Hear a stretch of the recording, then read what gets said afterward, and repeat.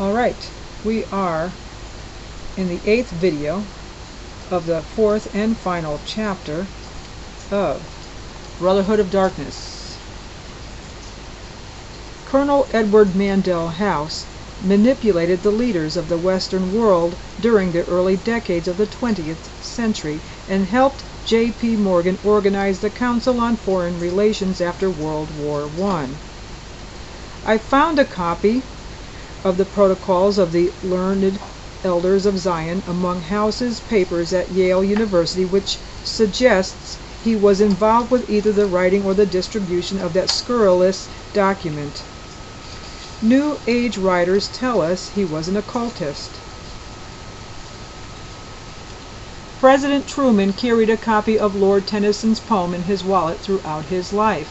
He packed the United States Supreme Court with Masons, ceded China in Eastern Europe to the Communists, created the United Nations, involved us in a no-win war in Korea, and fired General MacArthur when he wanted to win that war. Harry Truman was a 33rd-degree Mason.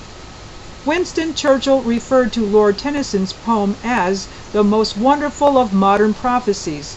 During World War I, he was responsible for the British invasion of Gallipoli, where 216,000 British soldiers and 150,000 Turks fell in battle.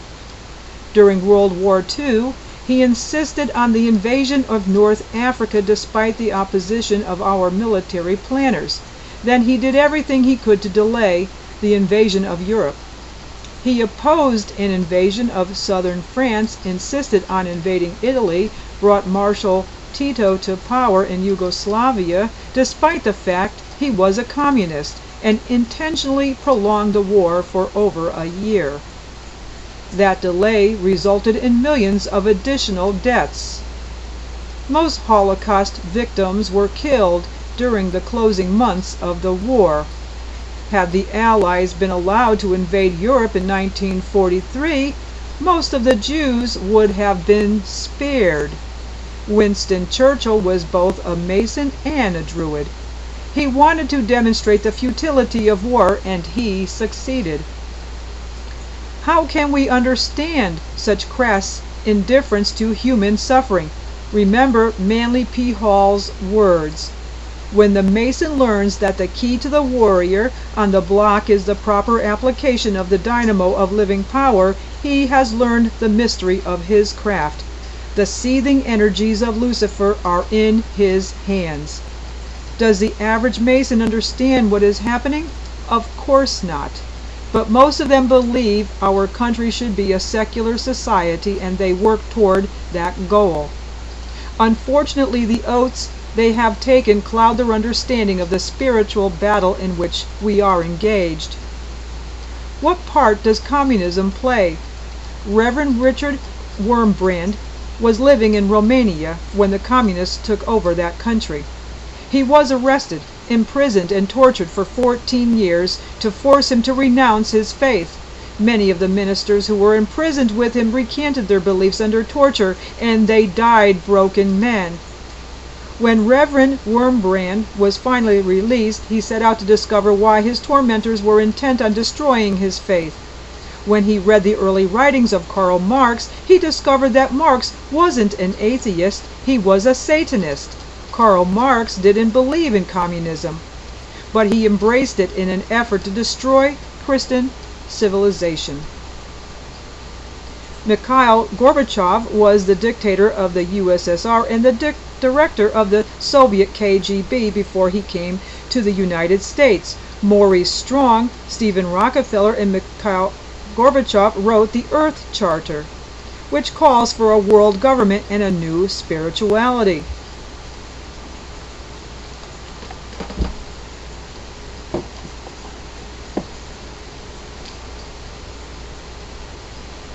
Mikhail Gorbachev Manifesto for the Earth. We may get to that at one time. Okay, I lost my place. Alright. Gorbachev's State of the World Forum meetings always have an underlying theme of occultism.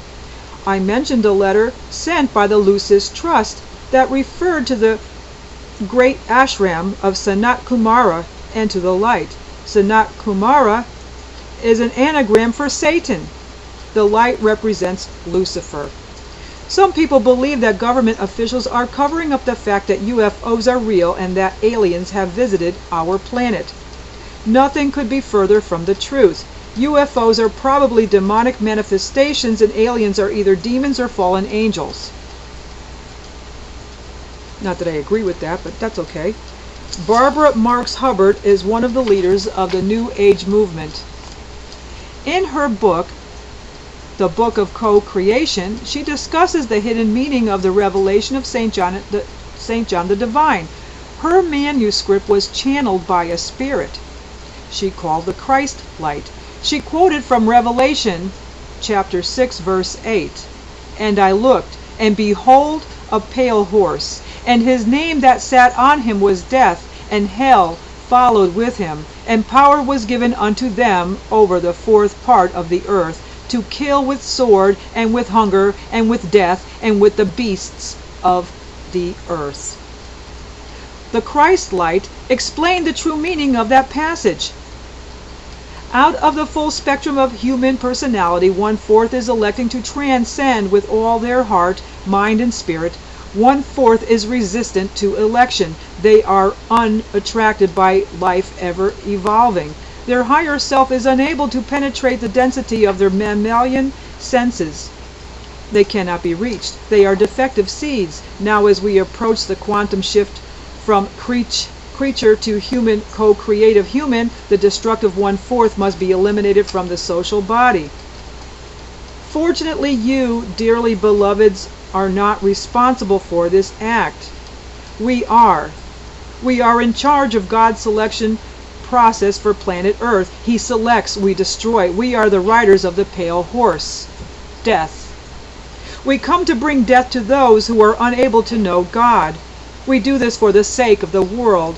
The riders of the pale horse are about to pass among you. Grim reapers, they will separate the wheat from the chaff. This is the most painful period in the history of humanity. You do not have to participate in the destruction.